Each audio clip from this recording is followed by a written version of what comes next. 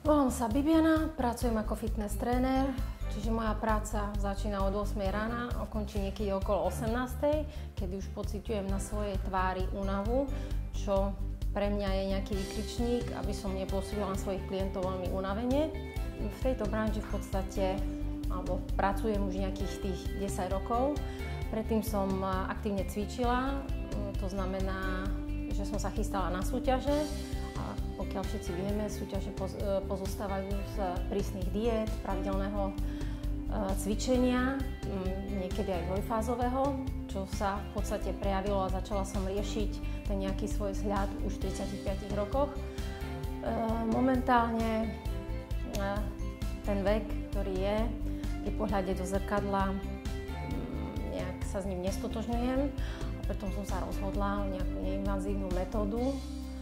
To znamená, že niečo urobiť pre nejaký ten môj imidž, ktorý bude pôsobiť pozitívne na mojich klientov.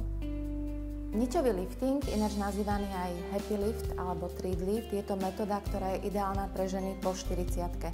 Táto metóda je už staršia, používala sa aj v minulom storočí, kde sa aplikovali vlastne do oblasti tváre prevažne zlaté alebo platinové nite alebo tzv. Aptos nite.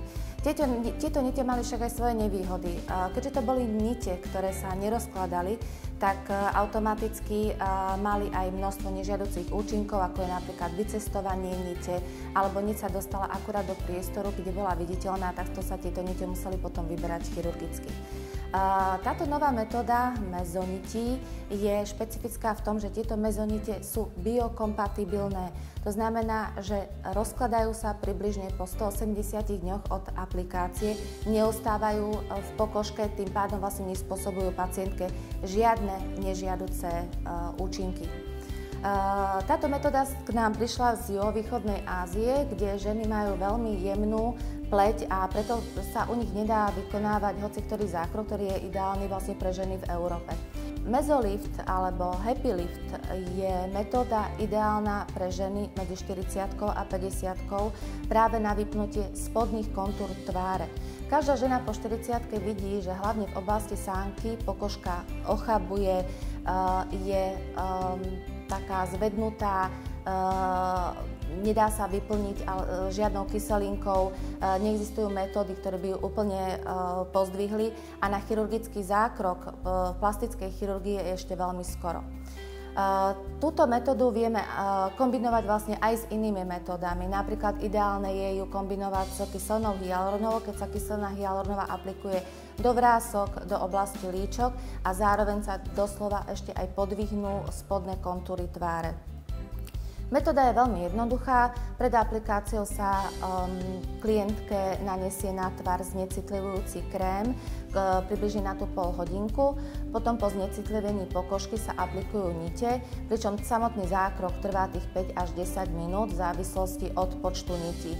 Aký počet nití volíme, závisí opäť od veku pacientky, od štruktúry pokožky. To znamená, že vlastne pri vstupnej konzultácii sa lekár sám rozhodne, ktoré nite a koľko nití bude aplikovať. Po zákroku môže byť na tvári viditeľné mierne začervenanie, poprípade môžu byť mierne modrinky, ktoré však približne do týždňa úplne vymiznú. Tento zákrok je vynikajúci aj práve preto, že ženy sa častokrát obávajú toho, že keď sa aplikuje nejaký materiál, ten materiál tam ostane. Tieto nite, ešte raz pripomínam, sú biokompatibilné, to znamená, že sa úplne rozložia do 180 dní, čo však neznamená, že ich účinok aj končí po tých 180 dňoch. Účinkom tejto nite totiž vzniká v okolí jemné spojivové tkanivo, ktoré pokožku vypína. Toto spojivové tkanivo tam ostáva aj vtedy, keď sa niť rozloží a ďalej ten efekt toho mezoliftu pokračuje po dobu 2 rokov.